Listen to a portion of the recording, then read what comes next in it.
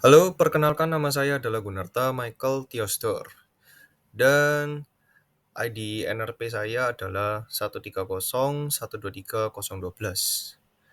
Dan ini adalah tugas UTS untuk mikro bisnis. Nah, langsung aja kita mulai di nomor 1 ya. Ini adalah soalnya.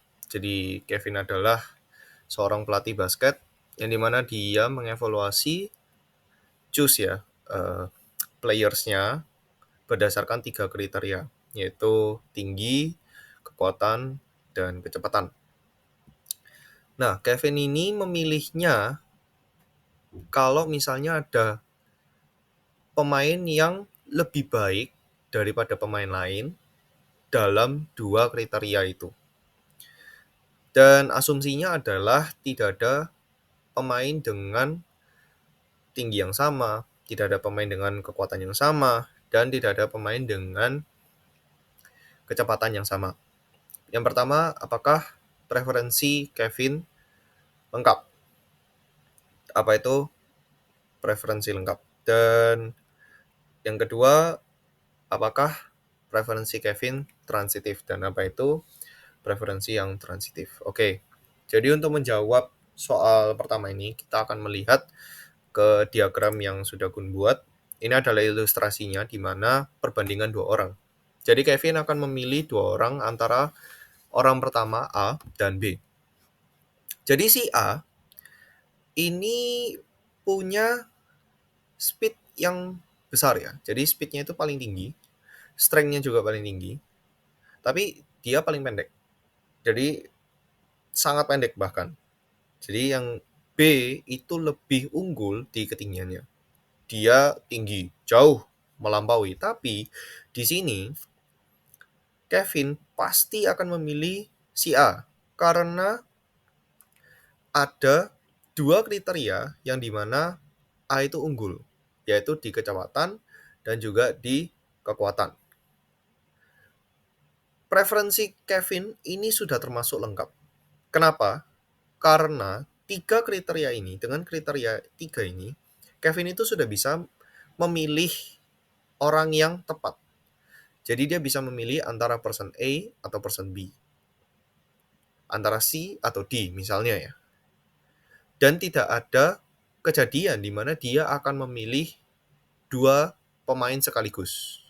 Karena asumsinya adalah semua orang itu beda-beda.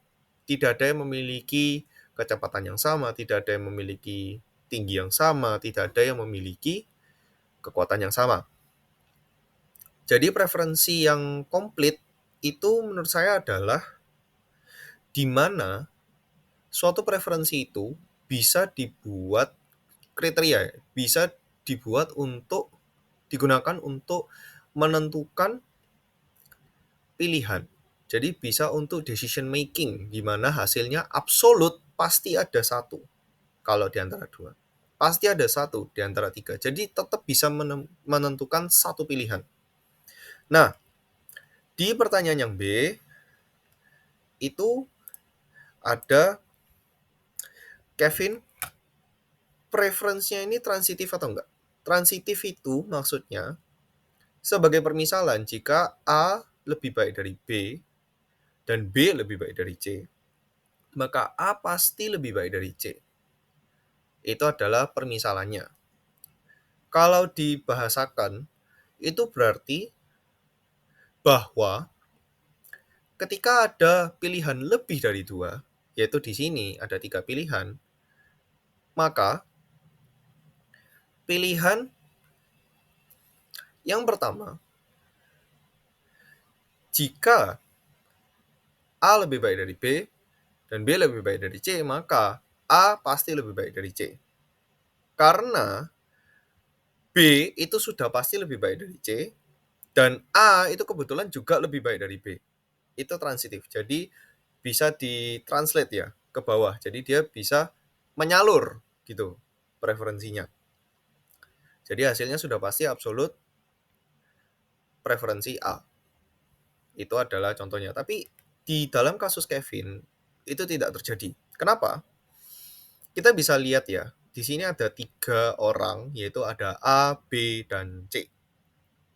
Di mana masing-masing dari mereka ini memiliki keunggulan masing-masing. Bisa dilihat ya, height yang paling tinggi itu A, paling kuat itu B, paling cepat itu C.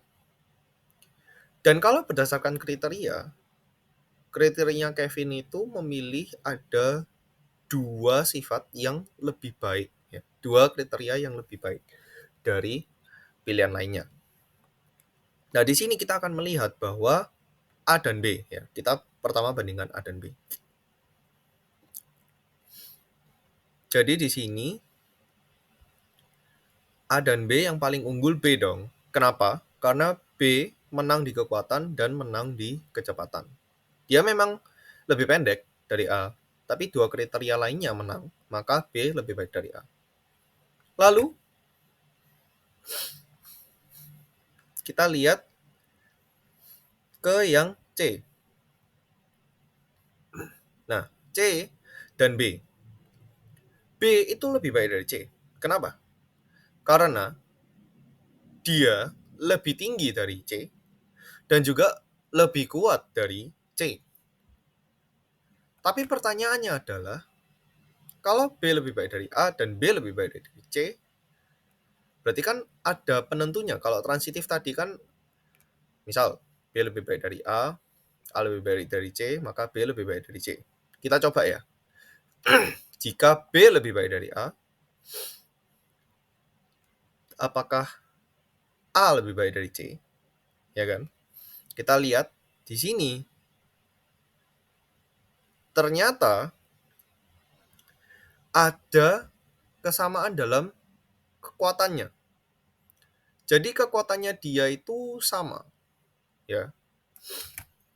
Kalau di sini dilihat speednya menang C, tapi C kalah di ketinggian. Jadi lebih tinggi A. Tapi karena kekuatannya sama, maka belum tentu dong. Nah, ini akan berbeda kalau misalnya kekuatannya si A, ya, itu misalnya barnya hilang 1 kekuatannya, ya. Maka C memang akan lebih baik dari A. Tapi hal yang sama bisa terjadi kalau bar kekuatannya C itu hilang 1, maka A bisa lebih baik dari C. Maka dari itu, menurutku ini tidak transitif, ya. Jadi, jawabannya adalah preferensi Kevin ini tidak transitif, karena hasilnya belum tentu. Karena ada 2 kriteria yang dibandingkan di sini. Oke, langsung aja kita lanjut ke nomor 2. Ini adalah soalnya. Untuk mempersingkat, Gun langsung aja lanjut ke jawabannya. Di mana apa itu utilitas? Jadi utilitas itu menggambarkan tingkat kepuasan seseorang, ya. Jadi tingkat kepuasan seseorang terhadap konsumsi barang dan jasa. Secara teori, semakin tinggi utilitasnya, maka seseorang akan semakin puas terhadap konsumsi barang dan jasa yang mereka konsumnya. Ya. Jadi kalau yang kedua, Ani dan Budi, ini berdasarkan kalimat tadi Gun ngomong bahwa utilitas ini kan indikator kepuasan seseorang. Semakin tinggi, maka semakin puas. Maka Budi akan lebih puas dari Ani karena di soalnya itu Budi utilitasnya adalah 110, ya, fungsi utilitasnya. Tapi utilitasnya Ani itu 100. Jadi 110 kan lebih besar dari 100. Maka Budi itu kemungkinan akan lebih puas, lebih happy daripada ini. Nah, lanjut ke nomor 3. Nomor 3, ini soalnya pertanyaannya adalah apa itu perfect complement. Oke, jadi barang komplement sempurna ini adalah barang yang harus dikonsumsi bersama untuk mendapatkan manfaat. Jadi kalau misalnya harus ada 2 barang ya berarti ya, guys? Harus ada 2 barang dan dua-duanya ini harus dikonsumsi bersama. Kalau salah satu hilang, maka manfaatnya nol, kepuasannya nol, tidak akan memberikan manfaat. Nah, kalau di Udin ini, dia kan ngomong bahwa X dan Y, preferensinya itu fungsi U sama dengan min X, Y. Berarti rasio X dan Y itu 1:1, guys. Ya, teman-teman. Ini 1:1, maka yang terjadi adalah jika salah satu nol, maka yang lainnya juga akan menjadi nol.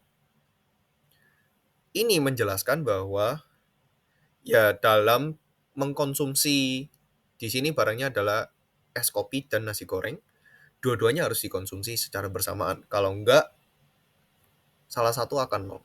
Ketika salah satu nol, maka yang lainnya juga ikut nol. Oke, kita lanjut ke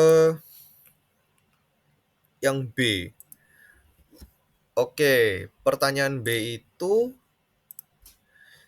kalau harganya es kopi meningkat, naik harganya, maka demand-nya, permintaannya Udin untuk kopi dan nasi goreng akan menurun. Apakah ini menunjukkan efek substitusi? Oke, jadi efek substitusi itu bisa digambarkan bahwa dia itu menjelaskan bagaimana konsumen itu akan bereaksi terhadap perubahan harga. Jadi dia akan mencari penggantian yang lebih murah, lebih bagus gitu. Lebih murah tentunya. Kalau di sini case-nya lebih murah ya. Tapi karena Udin itu barangnya komplement, perfect complement, di mana rasionya 1:1, yaitu kopi dan nasi gorengnya harus dikonsumsi bersamaan, maka tidak bisa tersubstitusi, tidak bisa tergantikan. Ya, meskipun ada kenaikan harga, tapi karena ini adalah barang komplement, maka dia masih memerlukan 2 barang untuk dikonsumsi sekaligus ya. Jadi kalau misalnya harganya es kopi naik misalnya, ini berarti dia tetap akan membeli semua, jadi es kopi plus nasi goreng, tapi yang semisal semula dia bisa beli dengan income ya. Kalau misalnya ada income-nya, semula dia bisa beli 2 paket, yaitu 2 es kopi tambah 2 nasi goreng, maka dia hanya bisa beli 1 es kopi dan 1 es nasi goreng. Contohnya seperti itu, kalau dibandingkan dengan income atau pendapatannya. Oke. Yang keempat, misalkan kentang adalah barang given. Given good ya. Apa itu given good? Given good itu bertentangan dengan hukum permintaan. Di mana kalau misalnya di hukum permintaan, itu biasanya ketika harga barang naik, permintaan barang itu akan turun. Tapi kalau given, sejajar. Harga naik, permintaannya juga akan naik. Dan di sini, ini sangat unik. Dan kalau di dunia nyata sangat jarang terjadi. Biasanya barang given ini adalah barang pokok. Tidak bisa digantikan, of course. Now, kalau yang B itu jika harga kentang naik, apakah substitusi efek dan efek pendapatan menyebabkan permintaan kentang untuk meningkat juga. Dan menurut Gun, efeknya itu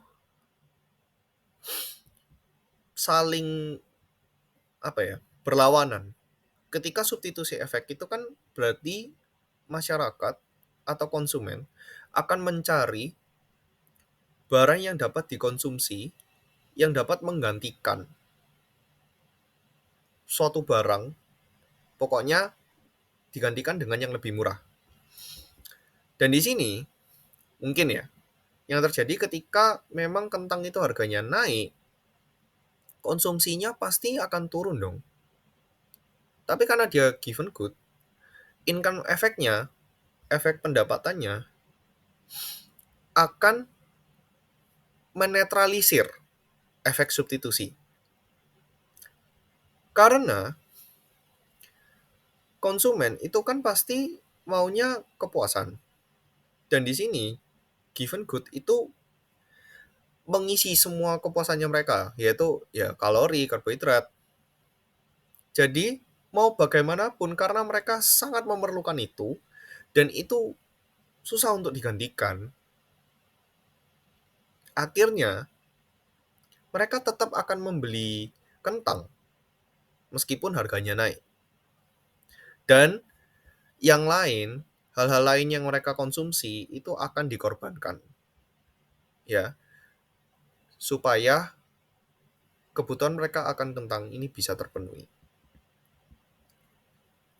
Ceritanya begitu.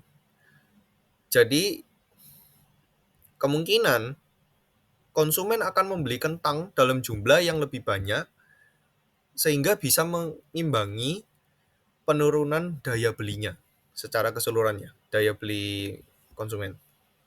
Oke. Yang kelima, fungsi produksi. Jadi, fungsi produksi itu adalah hubungan antara kuantitas output atau barang yang diproduksi oleh suatu perusahaan dan inputnya. Jadi, bahan baku, resource yang diperlukan untuk memproduksi barang tersebut. Itu fungsi produksi. Dan biasanya dalam matematika digambarkan seperti F dalam kurung L, K, di mana F itu menggambarkan outputnya, L menggambarkan kuantitas tenaga kerja, labor, K kuantitas modal, yaitu kapital. Bisa dilihat ya, ini labor ini ya number of workers, berapa jumlah pekerjanya. Kalau capital itu ya bisa mesin, perlengkapan, peralatan, itu. Nah, yang B itu apa itu diminishing marginal returns. So, diminishing marginal returns ini adalah suatu konsep ya, bahwa ketika sebuah perusahaan itu meningkatkan inputnya, salah satu inputnya, namun input yang lain itu konstan, maka marginal outputnya itu pelan-pelan akan turun. Jadi penambahannya itu pelan-pelan akan menurun ya. Dan ini bisa dilihat dalam grafik ini. Ya, di grafik ini kita bisa lihat ya, ini ada dua area di mana di A, B, C, D itu akan terus meningkat. Makanya terjadi increasing marginal returns. Tapi diminishing marginal returns terjadi D sampai H. Di mana H ini adalah titik puncak ketika sebelum dia turun ya, sebelum produksinya, total produknya turun. Jadi dari 0 sampai 3, dari 1 sampai 3, 0 sampai 3 ini marginalnya itu akan terus menambah, terus menambah. Jadi dari yang semula cuma bisa menghasilkan 1 menjadi 3, terus tiba-tiba menjadi 7. Ketika kita hitung selisihnya, maka dia akan terus meningkat. Ya, 3 dikurangi 1, 2 selisihnya. Dan C ke D ini selisihnya adalah 7 kurangi 3, di mana 4. Jadi selisih 2 sama selisih 4 akan meningkat. Tapi ketika kita melihat dari labor-nya, ketika dia ditambah dari 3 labor jadi 4 labor, 4 tenaga kerja, dia akan menghasilkan lebih banyak jaket, yaitu di 9 jaket per hari. Tapi bisa dilihat kan, bahwa yang di sebelumnya itu ketika 3 labor dia adalah 7, dan ketika 4 labor dia adalah 9 jaket, maka selisihnya kan 2. Padahal yang sebelumnya itu meningkat sebanyak 4. Maka dari D ke E, ini terjadi diminishing marginal returns. Dan ini akan berulang-ulang terus sampai F, G, dan H. Akan terus menurun. Penambahannya ya, bukan produksinya. Karena produksinya akan selalu meningkat. Dan itulah produksi meningkat ini ada hubungannya sama pertanyaan yang nanti, yaitu increasing returns to scale. Ya, yang dimana ini adalah situasi ketika semua input yaitu labor and capital, di sini tenaga kerja dan modal, ketika dinaikkan itu akan menaikkan outputnya juga. Jadi di sini increasing itu terjadi dari A sampai H. Karena setelah H ke I itu terjadinya negative marginal returns. Berarti setelah H ke I, ketika menambahkan units of labor, tenaga kerja dari 7 ke 8 pekerja, maka yang terjadi apa? Malah turun. Yang sebelumnya bisa produksi H, ini kurang lebih di 11 ya, itu tiba-tiba jadi 10. Nah, itu adalah decreasing. Makanya increasing return to scale itu terjadi ketika A sampai H. Dia akan terus meningkat. Jadi ketika tenaga kerjanya ditambah dari 1 ke 2, dia juga meningkat. 2 ke 3, dia meningkat. Hasilnya ya, outputnya meningkat, jaketnya yang diproduksi itu meningkat sampai 7 ya. Yang terakhir yaitu G ke H dari 6 itu juga 11 sih. Kurang lebih 11, tapi H ini bisa dilihat ya agak lebih naik dikit. Jadi 11, mungkin ya. Tapi kan jaket kan nggak ada 11, tapi secara grafik dia itu akan terus meningkat. Ya, bisa dilihat dari sini. Sampai H ke I. Ceritanya begitu. Oke. Yang terakhir ini pertanyaannya, kalau modal dan tenaga kerja punya diminishing marginal returns, apakah fungsi produksi pasti menunjukkan returns to scale, increasing returns to scale? Ini belum tentu. Memang sebenarnya memang akan menunjukkan ya, bisa dilihat kayak di grafik ini. Ya, ini kan diminishing marginal returns. Ya kan? Dan potentially ini akan menunjukkan increasing return to scale juga. Ya, karena akan sama kan. Tapi seperti yang G dan H, ya kan, ini dimana dia akan memproduksi 11 ya. Memang 11, tapi secara produksi tidak mungkin dia akan menghasilkan 11, misal 11,3 menjadi 11,5 jaket. Itu kan komanya nggak mungkin. Makanya ini tidak selalu menunjukkan increasing.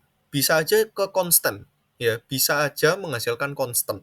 Dan malah bisa menghasilkan decrease. Tapi kalau biasanya decrease itu udah masuk negative marginal returns, yang dimana dia udah turun. Jadi yang paling mungkin adalah bisa terjadinya constant return to scale, dimana produksinya itu sama.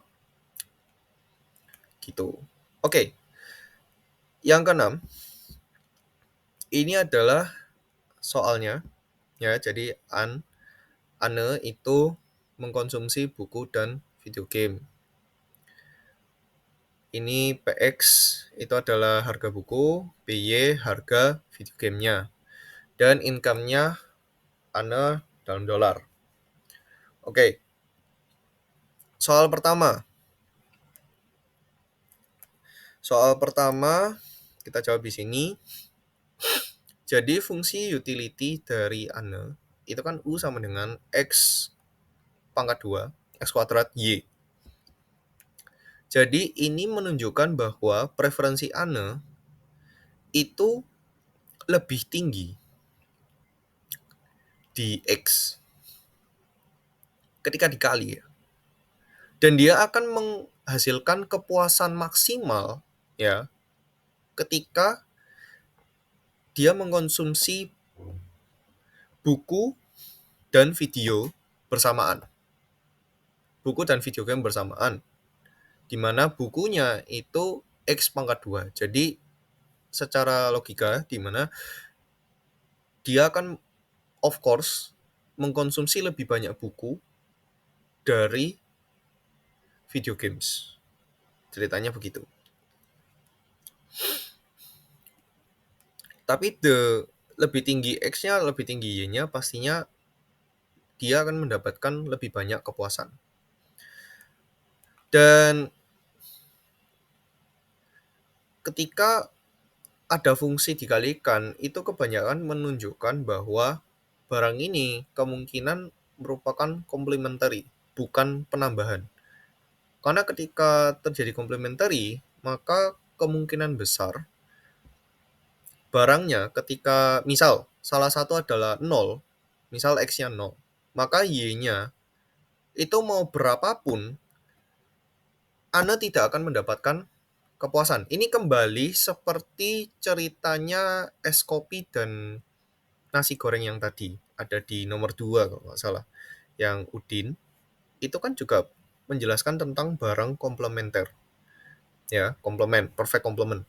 Dan di sini ini mungkin bukan perfect complement, tapi karena fungsinya adalah X pangkat 2 dikalikan Y, maka ketika salah satu aja 0 konsumsinya, maka si Ane tidak akan mendapatkan kepuasan sama sekali. Oke. Yang B itu adalah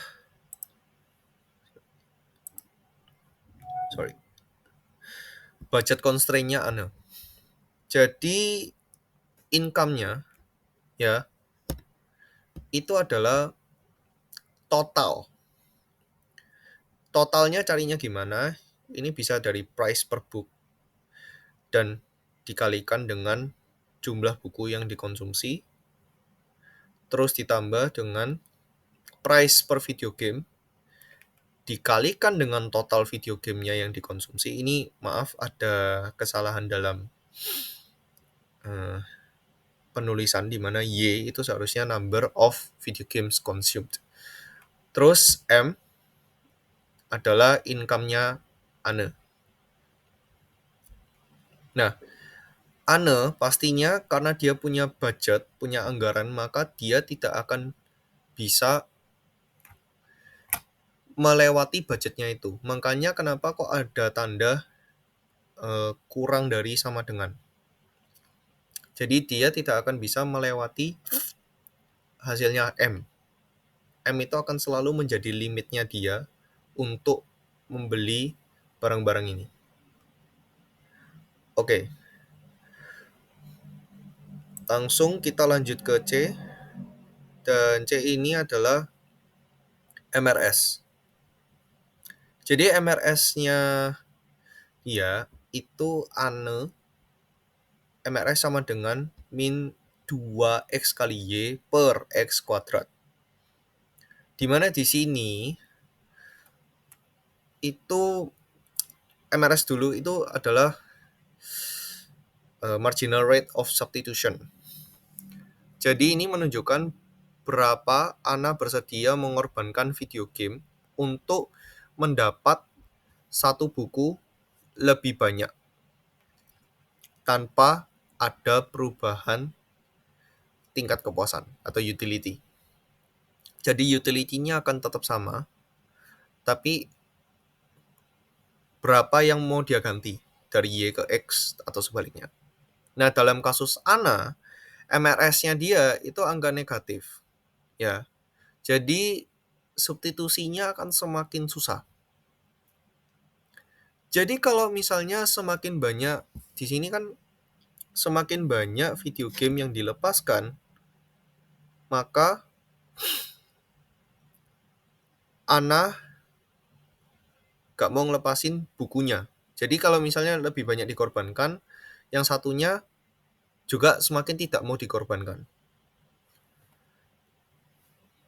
Ini menurut Gun kurang seimbang sih. Nah, sekarang MRS dan MRT, di mana tingkat substitusi marginal adalah tingkat transformasi marginal, MRT, ya. Nah, dalam kasus ini diwakili dengan rasio harga, ya. Jadi buku dan video games PX banding PY. Di sini kita asumsi bahwa ANA itu akan mensubstitusi video game dengan buku sampai tingkat kepuasan dari tambahan satu buku itu seimbang dengan tingkat kepuasan yang dikorbankan dari pengurangan video game. Sesuai dengan rasio dari harga kedua barang itu. Jadi dari buku dan video gamenya. Dengan persamaan MRS-nya, PX per PY, kita dapat mencari kombinasi buku dan video game yang optimal. Nah, jadi ini adalah rumusnya ya, dengan PX per PY itu. Penjelasannya seperti itu. Sekarang yang E, kita lanjut ke E, itu adalah persamaan permintaan. Jadi di sini itu persamaan permintaannya ANE itu adalah sebagai berikut ya. Y PX PY M sama dengan sepertiga MPY. Nah, ini menunjukkan bahwa berapa permintaan video game ANE didasari oleh harga dari bukunya. Terus harga dari video gamenya dan dari income-nya. Dan di sini sepertiga M itu adalah proporsi pengeluaran dia dari video gamenya. Ini adalah asumsi ketika PX dan PY-nya itu tidak berubah ya. Terus dikalikan dengan PY. Bahwa permintaan video gamenya itu akan menurun jika harganya meningkat. Jadi ini timbal balik ya hubungannya. Lalu elastisitas. Jadi elastisitas harga permintaan buku itu diwakili oleh penurunan dikalikan turunan X per PX kalikan PX per X sama dengan min 1. Berarti di sini bukunya ini adalah elastisitas sempurna. Ya, jadi elastisitas sendiri itu adalah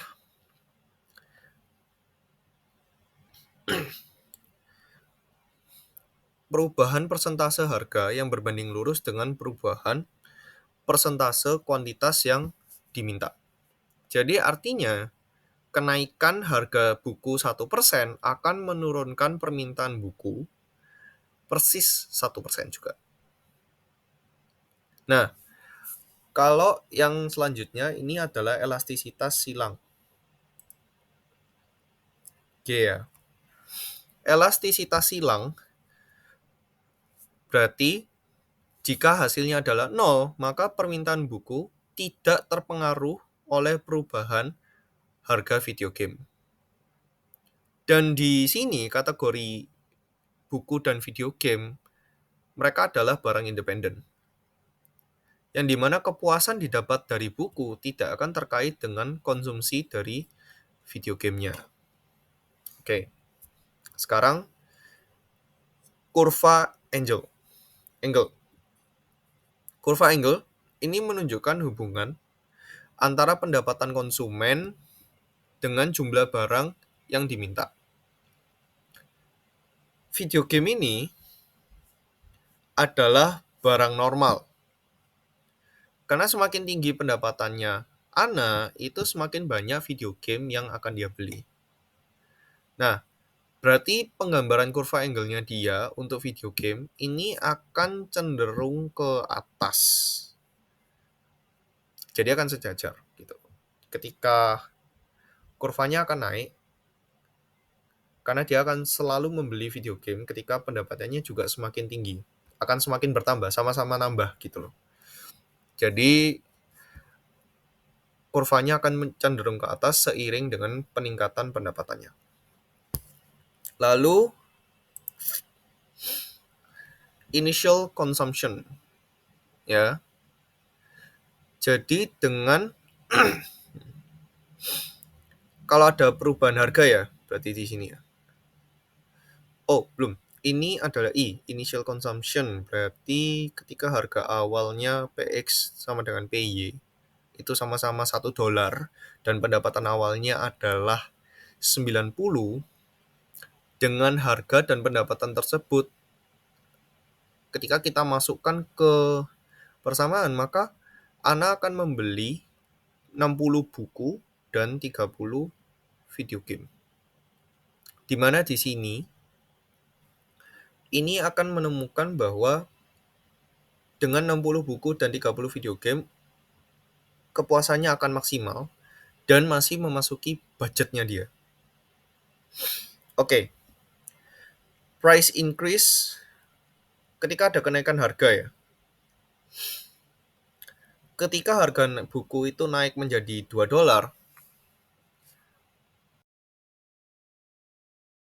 daripada video game. Jadi otomatis Ana akan cenderung mengurangi konsumsinya buku dan menggantinya dengan video game. Ceritanya begitu. Oke, sekarang efek substitusi dan pendapatan.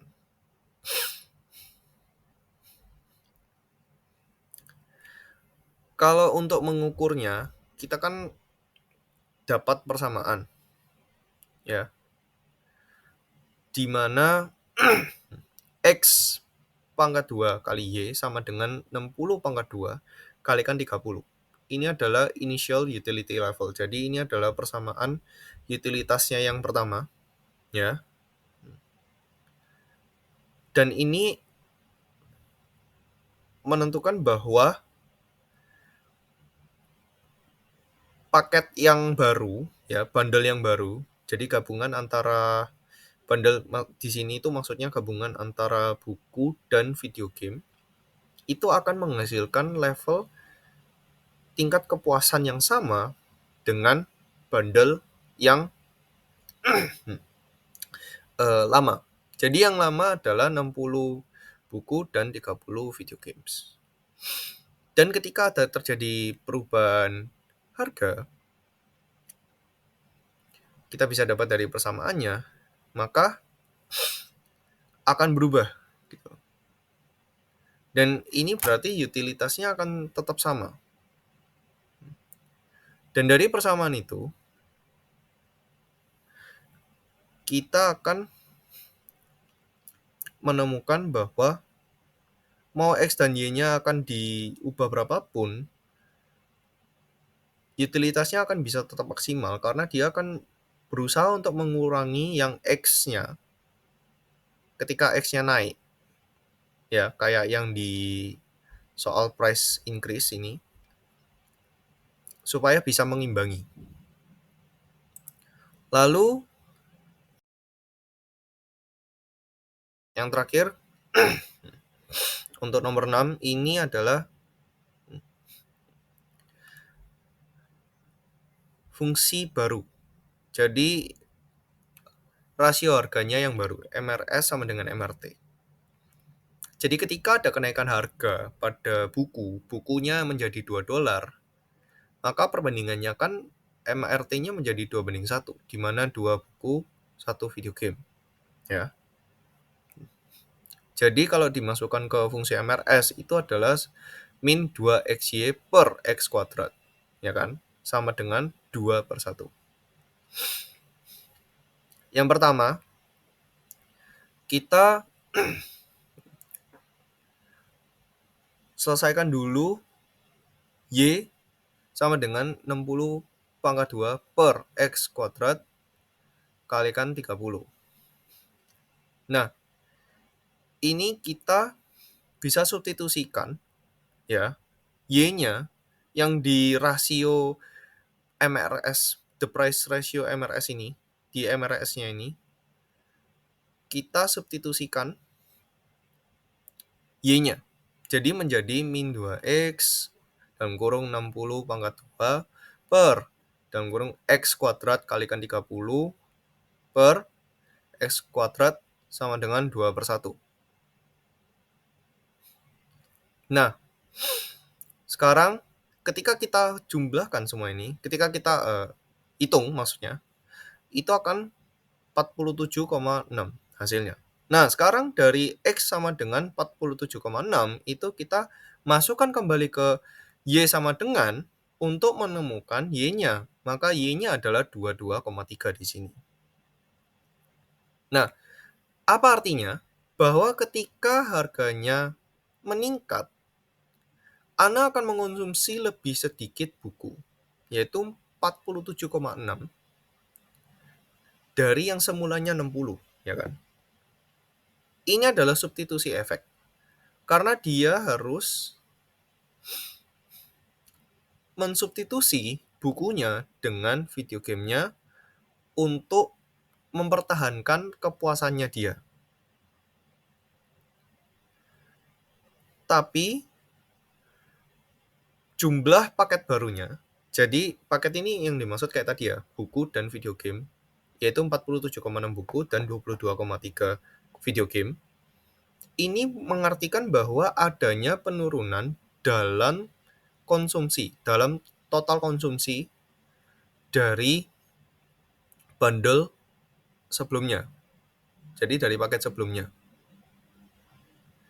Nah, ini menunjukkan bahwa penurunan konsumsi ini diakibatkan karena M-nya itu mengconstrain ketika harganya naik, membatasi. Maka purchasing power-nya dari Ane akan menurun juga. Begitu. Terakhir nomor 7. Nomor 7 adalah production function F dalam kurung L, K sama dengan L kuadrat K pangkat setengah. Oke. Kita langsung aja ya. Jadi jawabannya di sini adalah yang A. Fungsi dari FLK ini ya itu menunjukkan hubungan antara kuantitasnya output yang diproduksi dengan inputnya yaitu adanya labor dan capital, jadi tenaga kerja dan modal. Di mana L kuadrat ini merepresentasikan efek tenaga kerja, yang dimana tenaga kerjanya meningkat. Ketika tenaga kerja meningkat, maka outputnya juga akan meningkat, ya, karena ada pangkat 2-nya. Nah, K pangkat setengah itu kapitalnya. Ketika ada modal yang meningkat, maka hasil yang diproduksi itu juga akan meningkat, namun lebih menurun ya, lebih rendah, karena ada pangkat setengahnya. Jadi, ini mengartikan bahwa ketika labornya ditambah terus-menerus, dia akan semakin tinggi, tapi ketika kapitalnya ditambah terus-menerus, lama-lama dia akan menurun dan akan lama-lama tidak mempengaruhi atau impact-nya itu kecil sekali pada output-nya.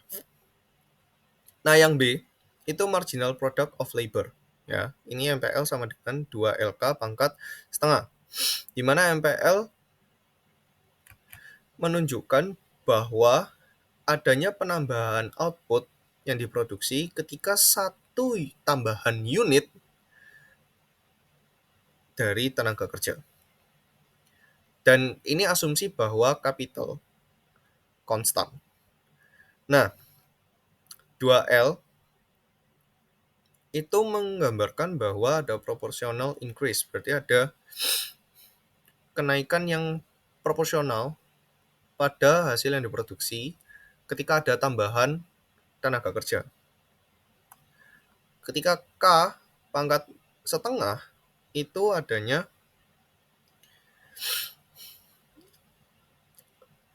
peningkatan output, ya, peningkatan output ketika kapital ditambah juga. Jadi ini semua hubungannya positif ya, sama-sama naik gitu. Nah, yang C marginal product of capital, ya MPK sama dengan setengah L pangkat setengah kali K pangkat min setengah. Nah, yang ini itu mengindikasikan bahwa produknya MPK ini itu mengukur tambahan produk yang dihasilkan ketika adanya tambahan satu unit modal dengan asumsi jumlah pekerjaannya tetap.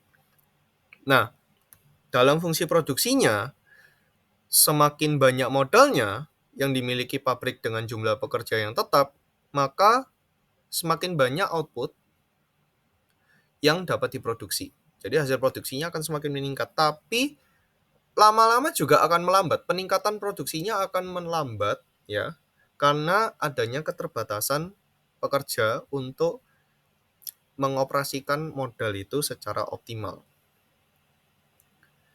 Gitu. Jadi yang terjadi adalah seperti itu. Oke. Sekarang kita ke marginal rate of technical substitution. Ya, MRTS-nya ini menunjukkan bahwa berapa unit modal yang harus dikurangi agar produksi tetap sama jika ada penambahan satu unit tenaga kerja. Jadi ini menunjukkan tingkat substitusinya antara tenaga kerja dan modal supaya outputnya itu bisa bertahan di hasil yang sama. Nah, dalam kasusnya kita di sini, ini adalah MRTS sama dengan MPL per MPK, di mana hasilnya adalah 4KL.